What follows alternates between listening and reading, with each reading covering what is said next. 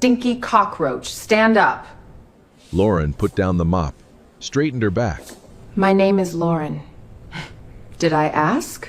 Catherine's face darkened, and she stepped closer. The sound of her heels echoed on the basement concrete floor. You all stink. Even here with the cleaning supplies. What do you need? Lauren's voice, soft, calm. Catherine took a bag of clothes from her hand. 6 o'clock tonight, staff entrance. Wear this.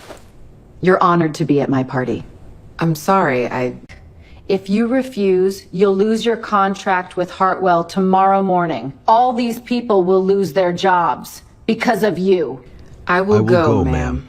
Lauren looked back at Catherine and smiled. Hours later, when Catherine's husband walked into the banquet hall, the moment he saw the black woman, he was speechless. 3 weeks earlier, Lauren pulled on a Navy uniform in a rented studio in Queens. She slid her father's platinum signet ring off her finger and tucked it into her purse. Theodore Carter's initials caught the light one last time. 5 years dead, and she still wore it most days. Tonight, she couldn't. Tonight, she was someone else. The mirror showed a tired woman in a $14 an hour shirt. Not the chairwoman of a $14 billion firm. Not the daughter of the man who built Carter Global from a single Brooklyn brownstone. Just Lauren. Night shift cleaner. Hartwell HQ. Contract crew, badge number 0349. That was the point. The subway was packed. Lauren gave up her seat for an elderly woman with a cane, helped a tourist read the map, watched the city blur past the window. Nobody noticed her. Nobody ever did. She designed it that way.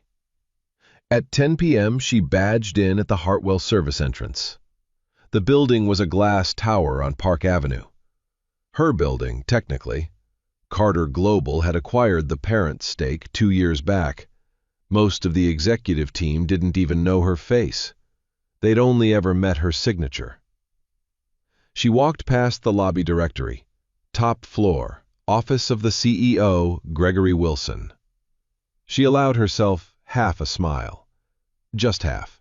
In the basement break room, Rosa was already there. 62 years old.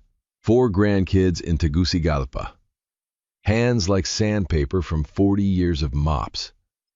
She broke her sandwich in half without asking and slid the bigger piece toward Lauren. Eat, Mia. You're too thin. Tyler Davis showed up 2 minutes later, 20 years old, business major at City College, working 3 jobs to keep his little sister in school. He grinned at Lauren. Ready to make this place sparkle? The 3 of them rode the freight elevator up together. Rosa hummed something in Spanish, Tyler scrolled his phone, Lauren closed her eyes for a second and just listened. 2 people the system had decided didn't matter. 2 people who'd shared food with her on her second night, no questions asked. She was going to fix this. Quietly. Properly. Without anyone like Rosa losing a paycheck. By night 19, the routine felt like a second skin. The 38th floor was empty at 11 p.m. Lauren vacuumed the executive suite while Gregory Wilson sat in his corner office, snapping at someone on speakerphone. He didn't look up. People like her didn't register. I don't care what the Carter people want, Bill. That DEI audit is performative theater. We give them a slide deck, they go away. She emptied his trash can. She passed his desk. A printed document sat there. DEI Initiative, Stakeholder Management Strategy. She glanced at the open door, photographed the page on her burner phone, replaced it exactly where it had been. Evidence, quietly logged, like everything else, for 19 days. Her back ached. Her hands smelled like industrial citrus. The board meeting where all of this would matter was 8 days away. That's when Catherine walked in. The click of those heels on marble was different, sharper, drunker. She swept down the executive hallway in a $12,000 Oscar de la Renta, a glass of champagne already in her hand. Her hair was perfect. Her smile wasn't. She saw Lauren pushing a vacuum. She snapped her fingers. "You, sweetie, go grab my coat from the lounge, and don't wrinkle it. Some of us actually paid for ours." Lauren straightened, met her eyes. "I'm not housekeeping. I clean offices." Catherine blinked. "Excuse me? There's a desk attendant on the ground floor. She can help you." The blonde's smile sharpened into something thinner, older, crueler. "Oh, we have an attitude problem." She didn't say another word that night. She just stared, long enough for Lauren to feel it crawl down her spine. Then she turned on her heel and walked back toward Gregory's office. Outside in the corridor, Catherine pulled out her phone, dialed. "V, you won't believe the help they hire in this building." A pause, a sharp laugh. "No, listen, I have an idea. Tomorrow night, the gala. I want to bring her, as my +1, like a little experiment." Another laugh, colder this time. "We'll see how long it takes the room to figure out she doesn't belong." 3 floors below, Lauren was already photographing the second document on Gregory's desk. She had no idea what was coming for her by morning. Lauren took the subway home at noon, locked her studio door, sat on the bed for 20 minutes without moving. Then she called Eleanor Brooks. "It's happening tonight," she said. "Earlier than I planned. Tell the COO, tell William Anderson, quietly. I want the legal team on standby and Detective Moore at the gala in plain clothes." Eleanor paused on the other end. "Are you sure, Lauren?" "She just threatened to fire 40 cleaners to humiliate me for fun. Yes, I'm sure." She showered slowly, opened the garment bag Catherine had thrown at her. Inside, a clearance gown, 2 seasons old. Sized wrong. The seams already pulled at her shoulders. The fabric smelled like other people's perfume. She looked at herself in the mirror. Her father's voice came back to her. Theo used to say it whenever a board fought him for being too young, too black, too quiet. The room never sees you coming when they've already decided you don't belong in it. She slid the platinum signet ring off her dresser, tucked it into her clutch, not on her finger, not yet, and took a cab to the gala. Lauren arrived at the venue at 5:55 p.m., service entrance. The guest entrance was around the front. She used the door for staff. The service corridor smelled like dish soap and lamb fat. A line of caterers in white jackets shouted over each other in 3 languages. Nobody looked at her twice. The cheap gown, she realized, was actually perfect camouflage. Too formal for a worker, too tired for a guest. A woman in her late 50s stepped forward. Gray hair pulled back, kind brown eyes, a black uniform under a white apron. "You must be the girl Mrs. Catherine talked about." "Lauren, I'm Mrs. Brown. I've been with the Wilson family 22 years." She didn't smile. She didn't have to. She pressed a small bottle of water into Lauren's hand, squeezed her fingers once, briefly. "She's not having a good night, dear. Mr. Gregory got bad news from the board this morning. She's been drinking since 2. I'm sorry." "You don't have to apologize for her." Mrs. Brown's eyes went soft. "Honey, someone needs to. Nobody else in that family ever will." She led Lauren through a service corridor toward the ballroom. The walls vibrated faintly with string music. Light from the chandeliers spilled across her face as they passed an open archway. "She's put you on the carving station." "What's the carving station?" Mrs. Brown stopped walking, looked at her for a long second. "Oh, baby." The carving station sat at the edge of the ballroom under a chandelier the size of a small car. A silver tray rested on a wooden plinth, and on the tray, a full, bone-in lamb roast, glazed amber, crusted with rosemary and salt. 60 pounds of meat, maybe more with the silver underneath. Catherine emerged from the crowd already laughing.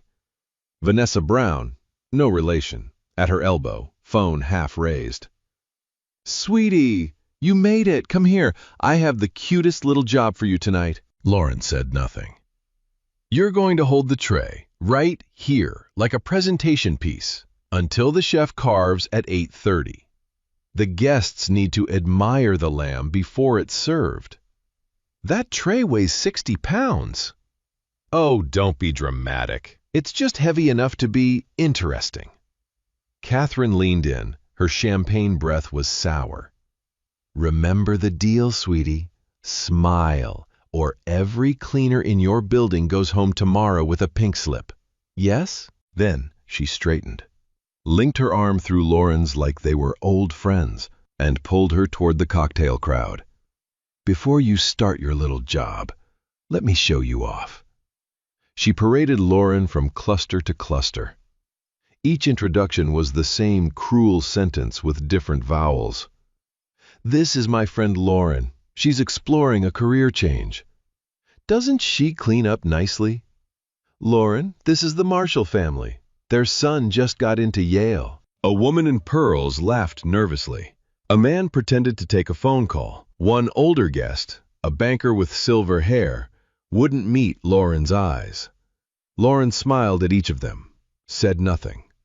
Then Catherine steered her toward a tall man near the bar. 60, well-built, kind crow's feet, a pin on his lapel that read Hartwell Board Chair. "Bill, I want you to meet my +1. William Anderson turned. His handshake was firm and his smile was warm. "Pleasure. Anderson, what brings you here this evening?" Catherine cut in. "Oh, Bill, you're going to love this. She cleans the executive floor at Hartwell. I thought she could use a night out." William's smile flickered. Just a millisecond. He looked at Lauren properly. Then he looked at her again. Longer the second time. Something in his face shifted, then settled. "It's a pleasure to meet you, ma'am." He emphasized the ma'am. He held the handshake in extra beat. "I hope you enjoy your evening." He excused himself, walked away with the slightly too careful steps of a man trying not to run. Across the room, William pulled out his phone, dialed someone. Lauren watched him over Catherine's shoulder. Then Catherine pulled her back toward the carving station. "All right, project. Showtime." Lauren looked at her for a long moment. She lifted the tray, her arms locked under it. She smiled. For the first 20 minutes, it was almost manageable. Guests circled in tuxedos and gowns. They admired the lamb. A few admired Lauren, politely, the way you'd admire a centerpiece. A boy of about 6 tugged his mother's sleeve. "Mama, why is she smiling so hard?" "Don't stare, sweetheart. That's not our business." The mother pulled the child away. Lauren kept her face still. A small platform of muscle memory carried her. She'd boxed 4 mornings a week for a decade. But 60 pounds, locked out, at chest height, was not designed for any human body to sustain. By minute 30, her deltoids began to burn. By minute 40, the burn climbed up into her upper back. Catherine made a circuit, came back, made another. Vanessa filmed each pass and posted to her Instagram story with the caption, "Diversity Hire." 3 socialites read the caption. 2 laughed, 1 looked away. Lauren smiled. She did not move. At 6:48 p.m., Gregory Wilson walked into the ballroom. He was 45 minutes late.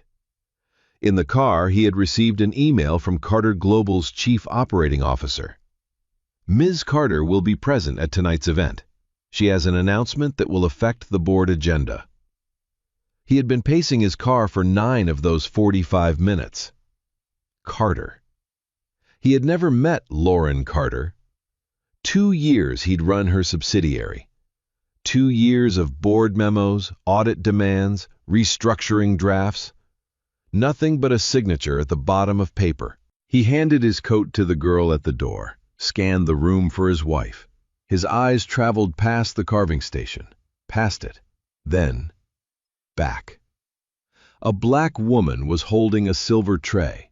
60 pounds of lamb. Her face was perfectly composed. Her arms were perfectly locked. But something about her. Gregory froze in the middle of the floor. A passing waiter said, "Excuse me, sir?" Gregory didn't answer. His brain was misfiring, pulling old images. A shareholder report photograph, a Forbes cover from 3 years back, 40 under 40. A black and white portrait that had hung in the lobby of Carter Global the day he'd signed the merger papers. The woman in those photographs. The woman holding the tray. Same face. A trickle of sweat ran down the inside of his collar. His pulse climbed in his throat. It can't be. But the longer he looked, the more it could. Across the floor, Lauren caught his eyes, just for a second. She did not nod. She did not smile. She blinked. Once. Slowly. Like a confirmation. Gregory's coat slid off his arm and hit the floor. He didn't notice. Catherine spotted him from the bar, waved. "Honey, come look at my project." Gregory pulled himself together with the kind of effort it takes a drowning man to swim. He plastered a smile across his face, crossed the room, kissed his wife on the cheek. His eyes never left the carving station. "Sweetie," Vanessa nudged Catherine. "Your husband looks a little green." "Oh, Greg just hates these things. He'll have 3 drinks and survive." She turned back to admire her own work, the black woman holding her tray. But Gregory wasn't reaching for 3 drinks. Gregory was already calculating how many minutes he had before everything he owned stopped being his. By minute 50, the burn had become a fire. Lauren's arms were no longer holding the tray. The tray was using them as scaffolding. Sweat ran into her eyes. She blinked it away. She did not raise a hand to wipe it. She could not. Across the floor, Tyler Davis was working a tray of canapes. Same Tyler from the cleaning crew. Same uniform, but white tonight. A catering side job. He saw her. He stopped mid-step. Then he moved fast. 6 long strides across the marble. Canapes forgotten. "Ma'am, let me help. I'll spell you for a minute. Let me—" A heel clicked behind him. "Excuse me, sir. We're fine." Catherine, smiling like a mother at a tantrum. "She's working. She doesn't need rescuing. Don't you have something else to do?" Tyler's jaw locked. He looked past Catherine, at Lauren. Lauren shook her head. One small movement. Not yet. Tyler stepped back. His tray trembled in his hands. "Yes, ma'am," he said. But he didn't leave the cocktail floor. He stayed within 10 feet of the carving station for the rest of the night. Lauren could feel him watching her. It was the only thing keeping her standing. Vanessa drifted up with a fresh glass of champagne in one hand and her phone in the other. "How's our project doing?" "Don't get too close," Catherine murmured. "She might be contagious." Both women laughed. Vanessa held up her phone. "Recording. Smile for the followers, sweetie. You're famous now. The caption's blowing up." The Instagram post had 38,000 views in 90 minutes. People in the comments were calling Lauren slurs Catherine hadn't even said yet. Catherine leaned in close. Close enough that Lauren could smell the Chardonnay on her breath. "This is what I do, by the way. To people who think they can talk back to me. Janitors, nannies, doormen. I make them remember what they are." Lauren did not look at her. "Yes, ma'am." "Good girl." The slur came next. Quiet. Almost gentle. The cruelest version of that word. Vanessa caught it on video. She did not post that part. By minute 80, Lauren's hands had started to tremble. Not just her hands, her whole upper body. Fine vibrations she was trying very hard to control. The lamb shifted half an inch on the silver. She corrected it. Her shoulders screamed. The boy from earlier walked past the station again. Held his mother's hand. He pointed at Lauren. He said something quiet. His mother, The same woman who had said, "Not our business," stopped this time, looked at Lauren, looked at her son. Then she walked up to the carving station. "Ma'am, are you all right? Do you need water? You should keep walking, sweetheart." Catherine appeared instantly at her elbow. "She's fine. She signed up for this." The mother looked between Catherine and Lauren. Long, slow. "I'm sorry," she said to Lauren. She walked away with her son. The boy looked back twice. A single tear slid down Lauren's cheek. She did not wipe it. She could not. Behind the carving station, beyond a swinging service door propped open 6 inches for air, the kitchen line clattered. Lauren caught a flicker of movement through the gap. Rosa, 62 years old, on a side shift washing the gala's dishes for $15 an hour. She was at the back sink, yellow gloves on, scrubbing a roasting pan. She had looked up. She was looking at Lauren now. Through the door gap, their eyes met. Rosa's face crumpled. Her hand went to her mouth. She set down the pan. She started moving toward the door, mouthing words. "No, no, mija, no." Lauren met her eyes and shook her head. One time, almost invisible. "Not now. Don't." Rosa froze. 2 tears spilled down her cheeks. She nodded once, pressed a fist to her chest, turned back to the sink and started washing the same pan again. Her shoulders shook in silence. Of the 200 guests in that ballroom, Rosa was the only person who understood exactly what was happening. She would tell that story for the rest of her life. By minute 115, Catherine and Vanessa returned, both giggling, both on glass number 4. Catherine had a fresh Cabernet in her hand. The wine was deep red, almost black. She stumbled, theatrically, and tipped the entire glass straight down the front of Lauren's dress. Red wine soaked through the cheap silk, spread across her chest, her stomach, pooled at the waist, streamed down onto the silver tray, onto the lamb, onto the marble at her feet. Lauren could not dodge. Lauren could not cover herself. Lauren's hands were holding 60 pounds of meat she was not allowed to put down. Catherine raised her hands like a cartoon. "Oh no, sweetie, I am so sorry." The room went quiet. 40 heads turned. Phones came up. Vanessa was already streaming live. Margaret Taylor, the columnist from the New York Society Ledger, was streaming too. Her audience? 920,000 viewers and climbing. Catherine smiled wider. "I'm sure one of the staff can lend you a towel, dear." Tyler took 2 long steps forward. Stopped. Lauren's eyes were on him. She shook her head. Tyler stopped. Lauren did not move, did not speak, did not cry. She just kept holding the tray and looking at Catherine. The wine ran in slow streams down her arms. It dripped from her elbows onto the marble. The room, the whole ballroom, had gone unnaturally still.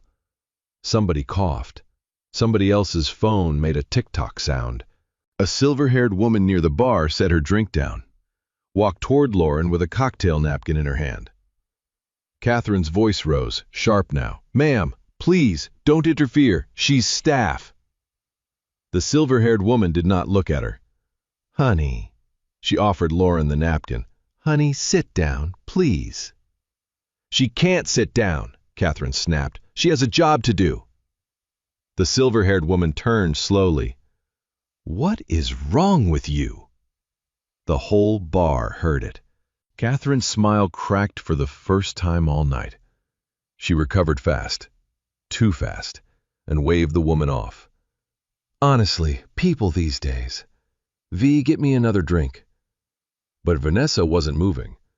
Vanessa was watching her own live stream metrics climb, watching the comments scroll. Who is this woman? Why isn't anyone stopping her? Is the lady with the tray okay? OMG, the dignity! Someone help her! The view count ticked past 940,000. Then 950. The story was outpacing every breaking news clip on the platform. Across the floor, near the side entrance, a woman in a plain navy gown stood very still. Eleanor Brooks, Lauren's executive assistant of 15 years. She'd been there the whole night. Lauren knew. Catherine did not. Eleanor met Lauren's eyes, tilted her head 1 degree toward the stage. Ready when you are. Lauren closed her eyes for half a second. Opened them. She was ready. 4 meters away, Gregory Wilson had been nursing the same whiskey for 20 minutes. He hadn't taken a sip in 8. When the wine hit Lauren's dress, he took 1 step forward. He opened his mouth. To say what, he didn't know. Catherine, stop. This is Lauren Carter. But saying any of those names in this room right now was admitting too much. 200 witnesses. His wife had spent the evening humiliating the woman who owned his company. Gregory's mouth closed. The whiskey glass shook in his hand. A single ice cube slipped over the rim and fell onto the carpet. He did not pick it up. He did not move. Lauren looked at him.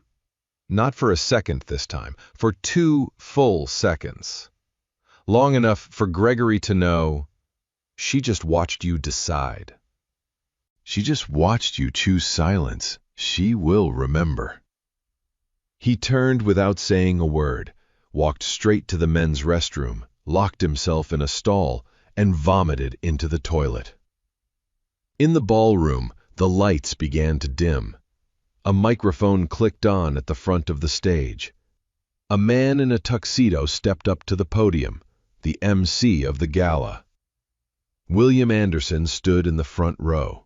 He turned around. He looked directly at Catherine, then directly at the carving station, then directly at the empty space by the bar where Gregory had been.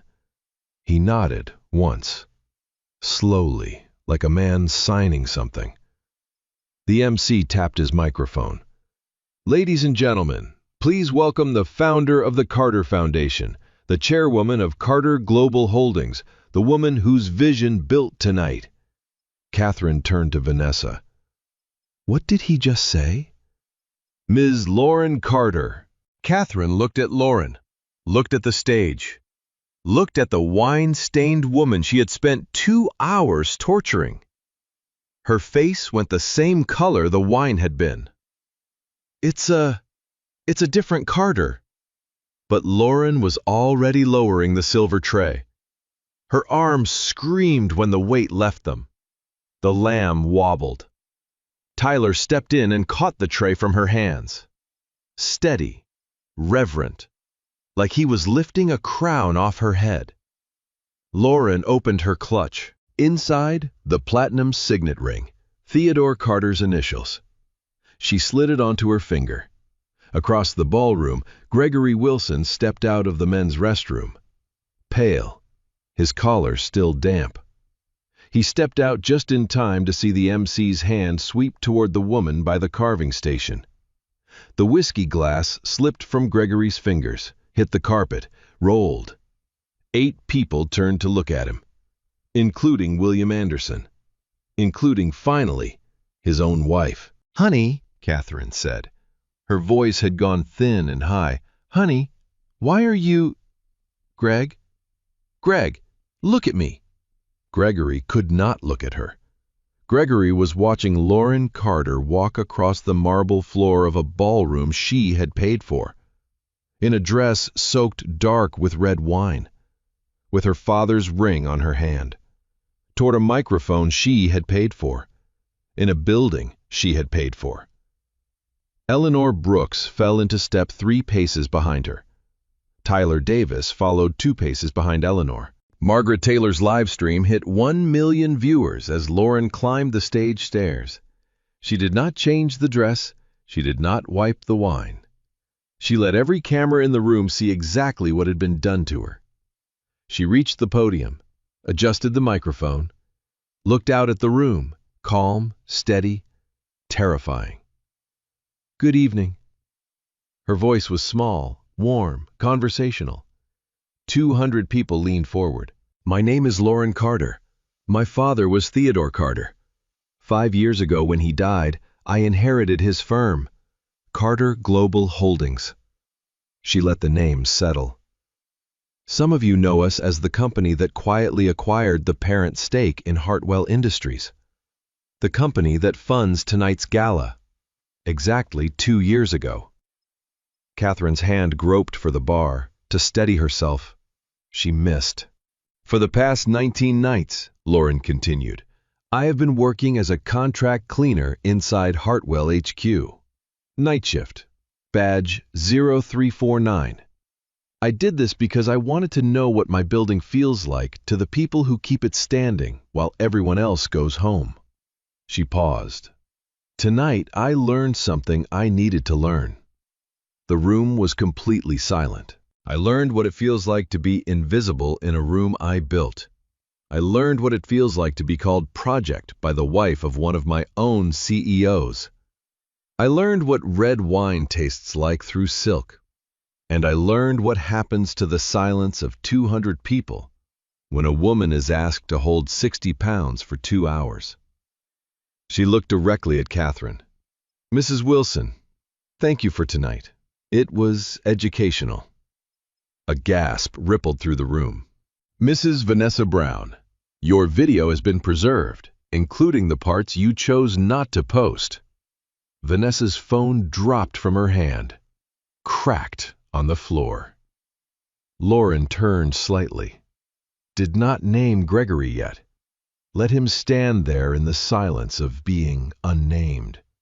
He felt every second of it. "Effective immediately, 3 things will happen." She held up one finger. 1. Sterling Marlowe auditors will begin a full forensic review of the Hartwell executive culture, starting Monday morning. Focus: harassment complaints that may have been closed without resolution. 2 fingers.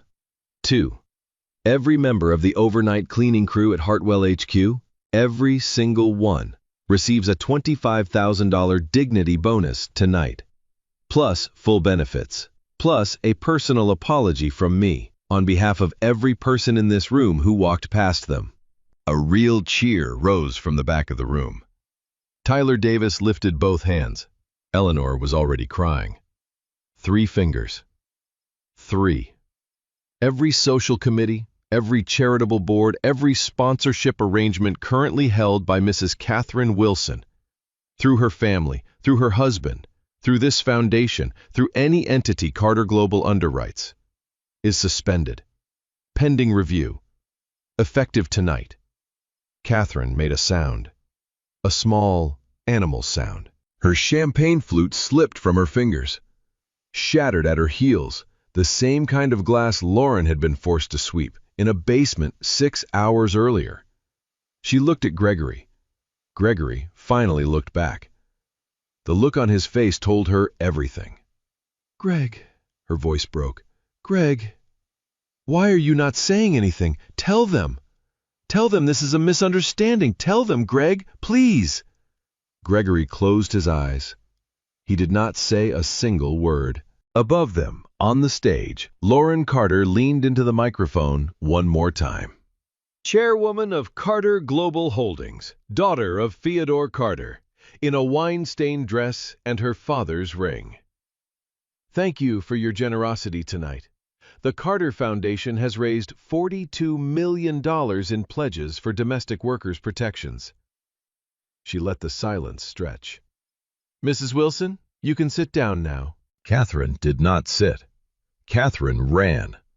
She pushed through the crowd toward the stage. Heels skidded on the wine-stained marble, the same wine she had poured.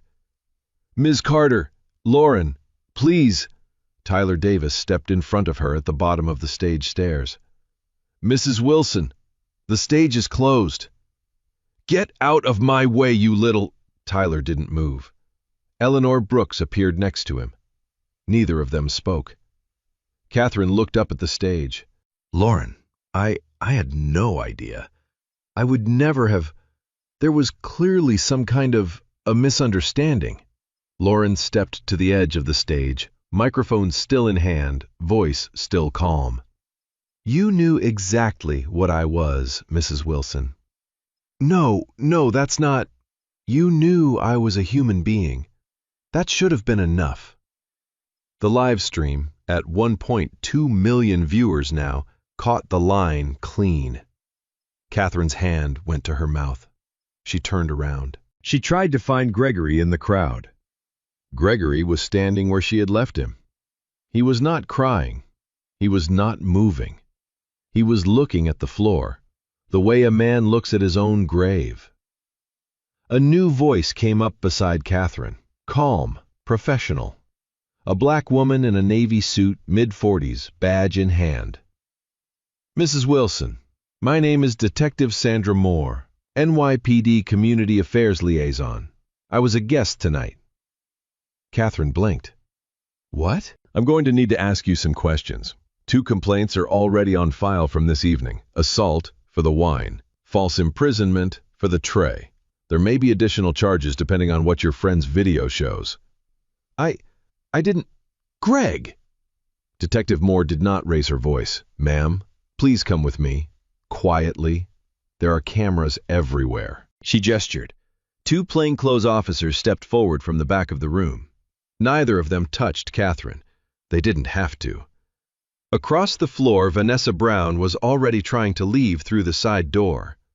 A 3rd officer was waiting for her there. Miss Brown, we need to talk about the video on your phone, including the parts you didn't post. Stay with us.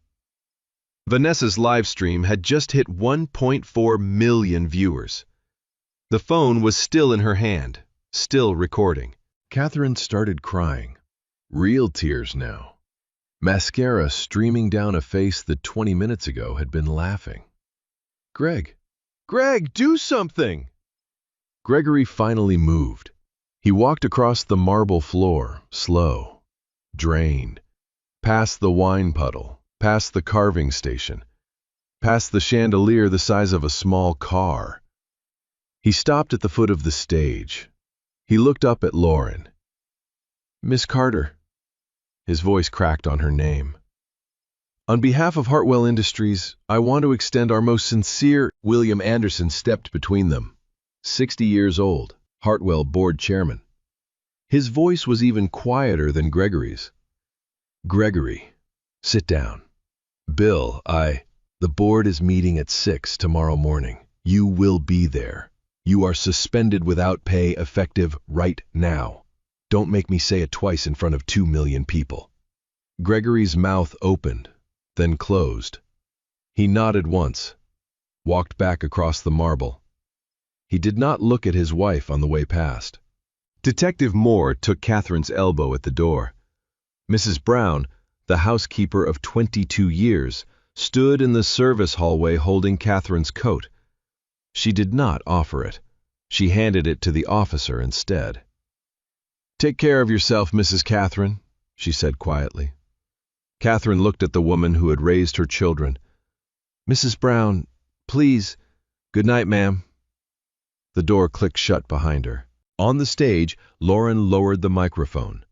She looked out at the room, at the wine on her dress, at the tears running quietly down Eleanor's cheeks, at Tyler standing guard at the stairs, at the empty space where Gregory used to stand.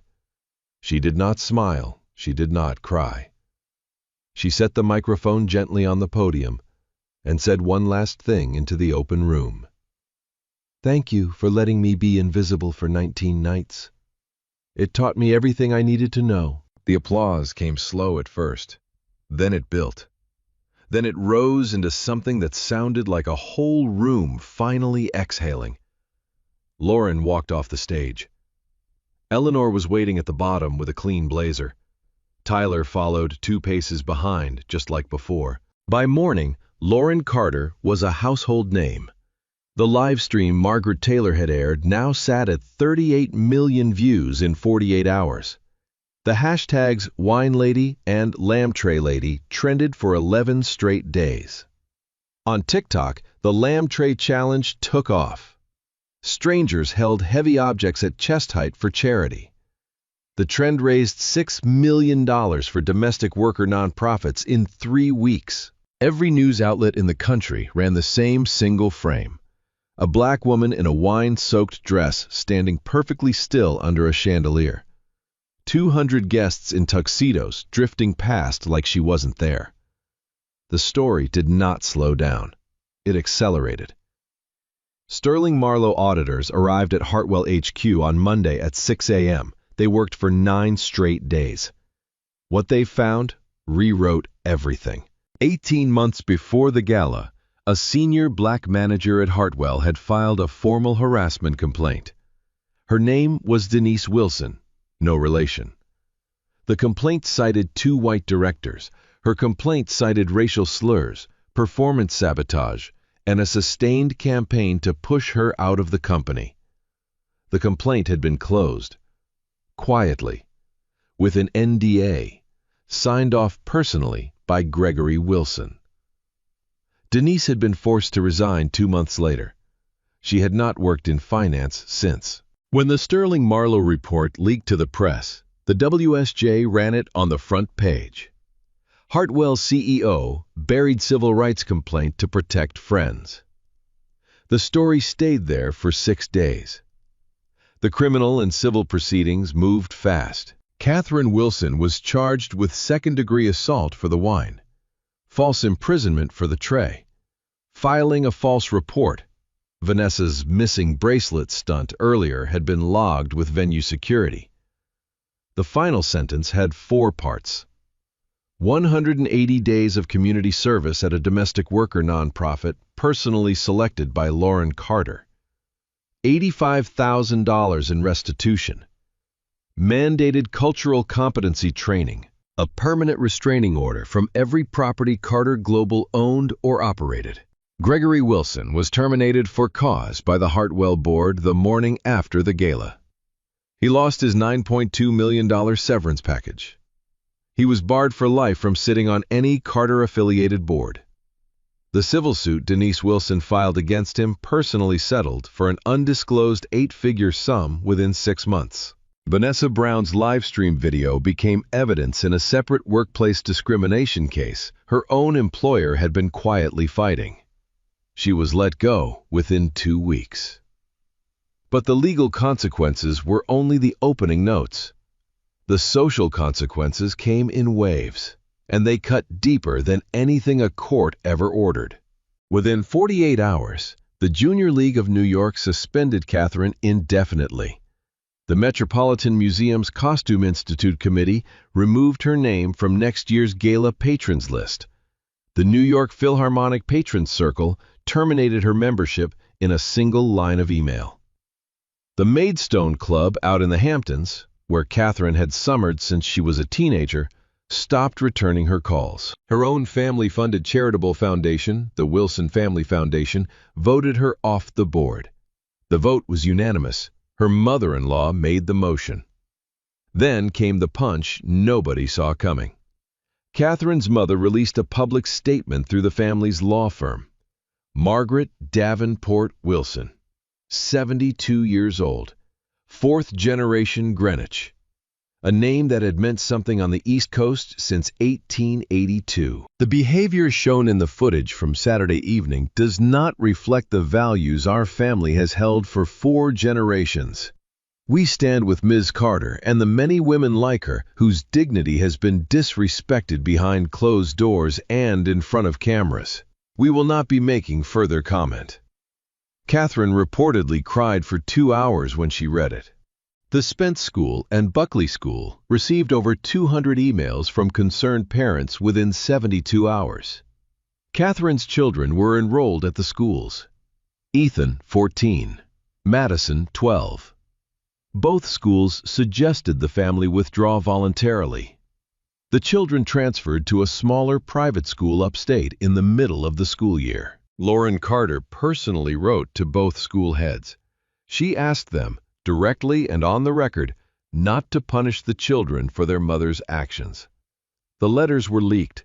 They changed the public conversation overnight. Catherine's planned memoir, titled A Life of Grace, had a six-figure advance from a major publisher.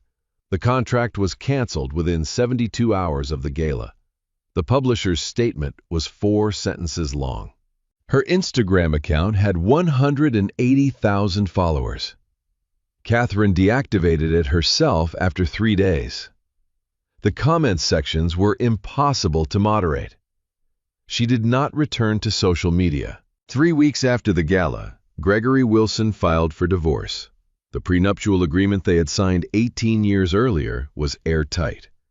Catherine kept her Manhattan apartment and a small annuity.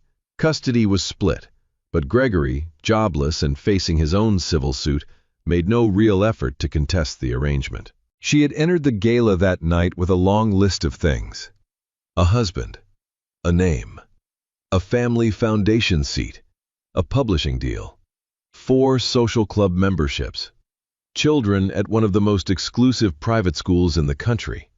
By the end of the following month, she had none of them. And the most important thing she lost was the one she never knew she could: Denise Wilson. The senior manager Gregory had pushed out 18 months earlier got a phone call. William Anderson called her the day after the gala. He apologized on behalf of Hartwell Industries. He offered her 3 years of back pay. He offered her a public statement of restoration.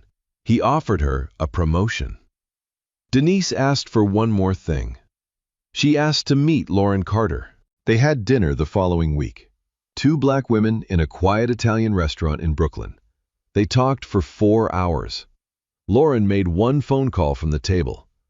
The following Monday, Denise Wilson was announced as the new chief of staff for Hartwell Industries. She reported directly to William Anderson. He had agreed to serve as interim CEO until a permanent replacement could be found. The Wall Street Journal ran an op-ed the following Sunday.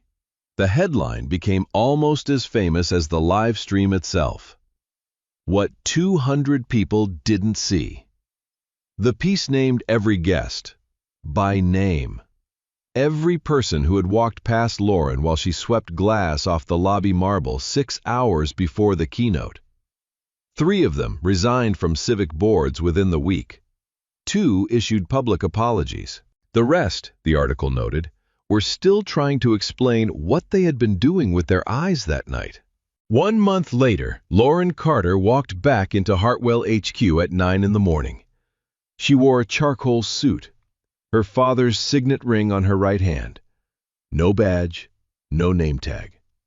The Park Avenue lobby was full of people in suits who suddenly knew exactly who she was.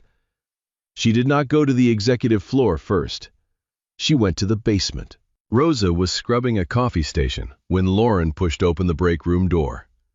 62 years old, yellow gloves on, humming the same Spanish song from 3 weeks earlier. Rosa looked up. She dropped the cloth.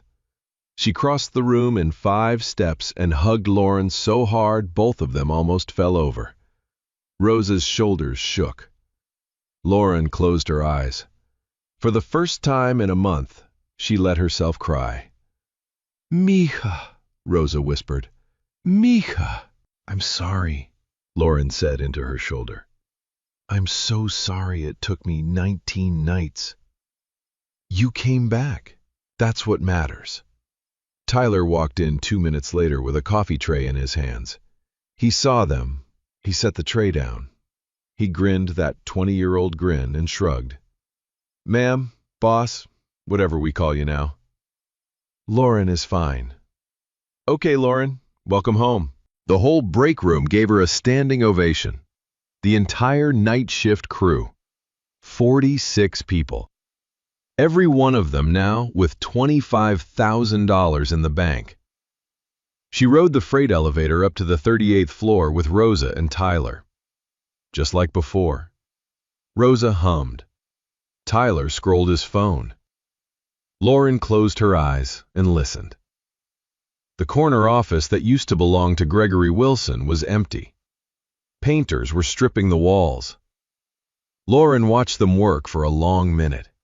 Don't repaint it for an executive, she told the foreman. Tear out the desk, bring in couches, get a coffee machine, big windows, soft chairs, blankets in the corner. Anyone who works in this building can come up here on their break. I want it called the Rosa Room. Rosa froze in the doorway. Mija, no. Mama Rosa. Yes. She did not take the corner office. She took a smaller one, 2 floors down. Denise Wilson's old office. The one Denise had been forced to leave a year and a half earlier. She walked into it, sat at the desk, picked up the phone, called her father's grave, said, "We did it, Daddy." A year later, on a slow Tuesday in October, a podcast episode dropped on a small platform with a barely tasteful audience. The episode title was Why I Was Cancelled, a story nobody wants to hear. The host was Catherine Wilson. The episode pulled 412 listens in its first month. The top voted comment, which Catherine could not delete, read, "She still does not understand why she is here." Catherine herself was scrubbing the kitchen counter of a domestic worker resource center in the Bronx. Day 180 of her community service. The supervisor, a woman named Maria, who had once been called Project by a wealthy employer of her own, pointed at a stain. She did not speak. Catherine scrubbed harder. She did not speak either. She had finally learned how to be quiet. Lauren Carter stood at her 38th floor window the same afternoon, watching New York pour itself into rush hour. Eleanor Brooks knocked once and walked in with a cup of coffee. Detective Moore on line 2. The Carter Foundation's Domestic Worker Initiative just funded its 100th shelter. Tell her thank you. Tell her I'll be there for the ribbon cutting. Eleanor paused in the doorway. Boss, are you doing okay? Lauren looked at her reflection in the glass, a woman in a charcoal suit. Her father's ring on her hand, the skyline of a city she had never stopped believing belonged to everyone behind her. I'm doing okay, Eleanor. I'm doing the work. She turned away from the window. Down on the street, 20 floors below, a young black woman was sweeping the sidewalk in front of a coffee shop. She did not look up. Nobody looked at her either. For now. If you were one of those 200 people in that ballroom, would you have stopped? Or would you have walked past? Drop a mouse in the comments if you would have stopped. Like the video. Share with someone who needs to see this. Subscribe for next week's story. Because dignity is not a privilege you grant the people beneath you. There is no one beneath you. Yo, how you treat people who can't do nothing for that's your whole character, fra. The janitor, the waiter, the cleaner, they real people with real lives treat everyone like they matter. 'Cause spoiler alert, they do, whether you know it or not.